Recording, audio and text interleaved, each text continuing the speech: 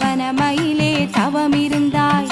பொய்கை முழுகியம்மா பற்றவளே தவமிருந்தாய். தவத்தில் மிகுந்தவளே சத்த கன்னி தாயாரே.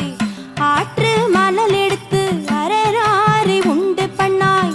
சேற்று மணல் எடுத்து சிவனாரி உண்டு பண்ணாய்.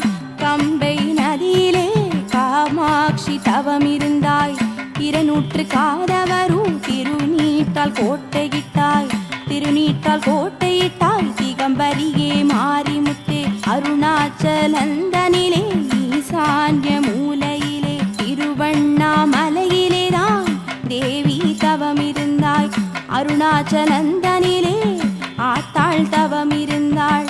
ஈசான்ய மூலையிலே இருந்தாய் பெருந்த பசு.